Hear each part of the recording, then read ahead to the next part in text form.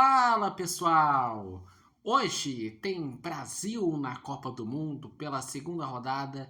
Tem Brasil e Haiti às 9h30. Um pouco antes tem Marrocos e Escócia também pelo grupo C.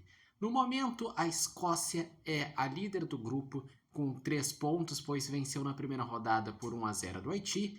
E Brasil e Marrocos com 1 ponto estão na sequência. E em último lugar, o Haiti com 0 pontos.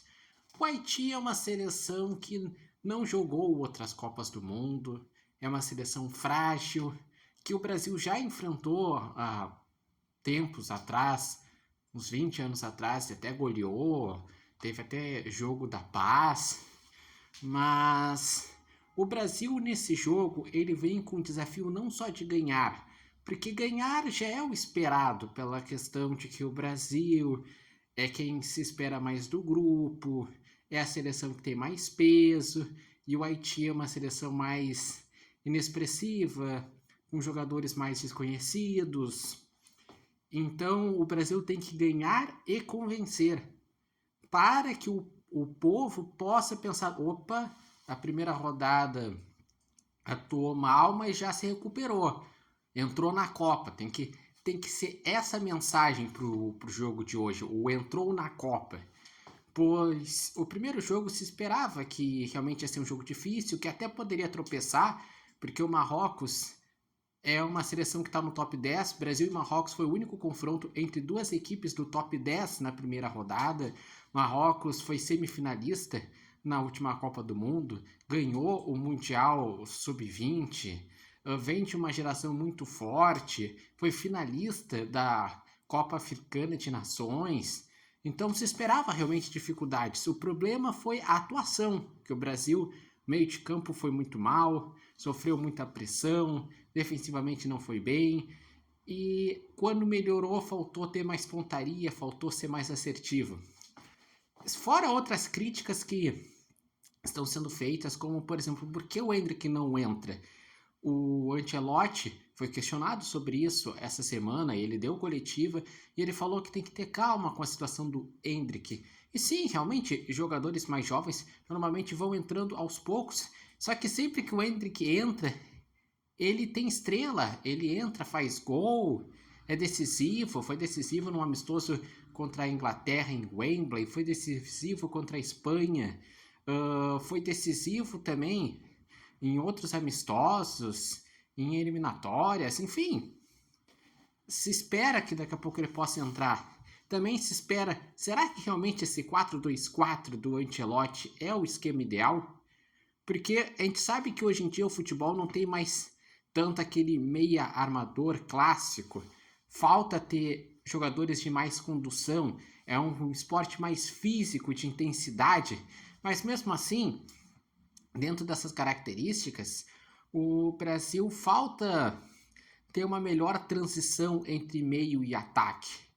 Por isso que foi interessante quando entrou o Danilo Santos, que tinha ido bem em outros amistosos. Por isso que é interessante quando entra o Luiz Henrique. Tem uma expectativa também sobre o Ryan. Será que ele vai entrar alguns minutos? Será que ele vai fazer gol? E esse é o jogo para tu ir para cima, botar atacantes, e um time que pressione o adversário, porque não se espera que defensivamente vai correr tantos riscos assim. Esse é um jogo que eu talvez nem botasse nem o Casemiro. O Casemiro foi muito questionado e em relação à questão da saída de bola, marcação, mas a gente sabe que pode ter sido um jogo pontual também, porque o Casemiro tem experiência, não é por esse jogo que dá para chegar, não, agora o Casemiro não dá mais com a seleção brasileira. Mas esse é um jogo que não é para um primeiro volante, é para daqui a pouco tu botar um Bruno Guimarães, botar um Danilo Santos, botar um próprio Paquetá, já que é o que temos, né? E ir para cima, botar Ryan, botar Endrick. Mas a provável escalação da seleção brasileira não deve ter muitas mudanças em relação ao primeiro jogo. Vai seguir com o Alisson, que é o goleiro titular.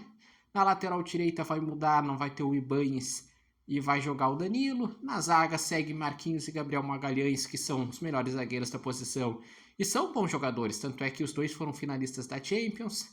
Daí na lateral esquerda vai ser o Douglas Santos, que é mediano, mas é o que tem de melhor nessa posição, por enquanto. No meio de campo deve ser Casemiro, Bruno Guimarães, Paquetá. E lá na frente vai ter o trio de ataque. Vini Júnior, Rafinha. E daí não deve ser o Igor Thiago. Daí deve mudar nessa posição. E a expectativa é que seja Matheus Cunha para essa posição. E vocês, qual a expectativa para hoje para Brasil e Haiti? Será que o Brasil ganha? Será que o Brasil faz uma boa atuação, faz saldo de gols? Será que finalmente entra na Copa? Porque a gente já viu seleções jogando em alto nível nessa primeira rodada. Por isso que o Brasil tem que crescer. A gente viu a Alemanha aplicando 7-1. A gente viu a França jogando muito bem em transição, vencendo por 3-1. A Argentina fazendo 3-0 com 3 gols do Messi. Vimos a Inglaterra fazendo um jogão contra a Croácia, vencendo por 4-2. Vimos a Noruega com Haaland fazendo 2 gols. Vimos outras seleções que não se esperava tanto, daqui a pouco ter boas atuações com os Estados Unidos, com a Austrália. Vimos algumas goleadas, vimos jogos interessantes também como Holanda e Japão. Enfim, então é hora do Brasil acordar e mostrar que se não vai ser campeão, pelo menos que vai competir, que vai entrar no jogo, que vai chegar em fase mais quente. Deixa aqui os comentários sobre essa expectativa para essa segunda rodada e a expectativa também para a fase de grupos, porque depois, já na quarta-feira, já vai ter o último jogo da fase de grupos, que vai ser Brasil e Escócia. O Brasil passa em primeiro, em segundo, em terceiro? Deixem aqui nos comentários. E lembrando que se for primeiro ou segundo, vai pegar o primeiro ou segundo do grupo que tem Suécia, Holanda e Japão. Por exemplo, no momento, o líder daquele grupo é a Suécia. Então, se o Brasil fosse segundo, pegaria a Suécia. Se o Brasil for primeiro nesse grupo, daí pegaria a Holanda, que eu acho que o Japão é o terceiro lugar naquele grupo. E se o Brasil for terceiro, daí é um outro confronto. Mas é melhor ser primeiro, que daí vai para um lado que não tem Espanha, não tem França, não tem Alemanha, que seria um lado mais complicado no mata-mata.